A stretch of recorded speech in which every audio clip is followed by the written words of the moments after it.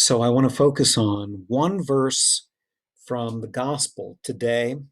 Jesus is telling the parable of the wicked tenants, and the landlord sends various servants to collect the rent, so to speak, and they are brutal to them, they beat them, and then finally he sends his son, saying, "They will respect my son."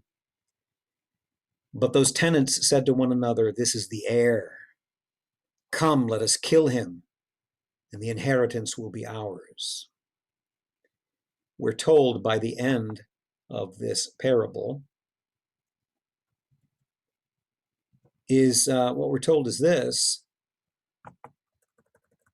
all the leaders sought to arrest Jesus, for they knew that he had spoken this parable against them. But fearing the crowd, they left him and went away. Of course, the parable has to do with God, the Father, looking to us as stewards, looking to gather the fruit that we produce in his name. And he sends people to us, the prophets, people calling us to deliver to him what he is owed, the fruits of our labors, and we refuse to give up the fruits of our labors, even though they are owned by the landlord, and we are merely tenants in our lives.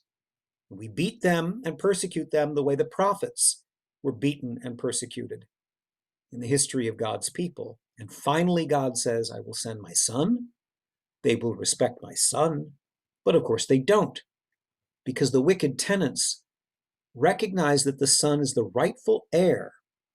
And their hope is if they kill him, they will inherit the vineyard. They will inherit everything that actually belongs to the landlord when the landlord dies. I think this is key. One of the reasons that we push back against God and that we attempt to murder God, even in our minds, is we recognize this, in the case of Jesus, this is the heir. Come, let us kill him and seize on his inheritance, where the inheritance will be ours.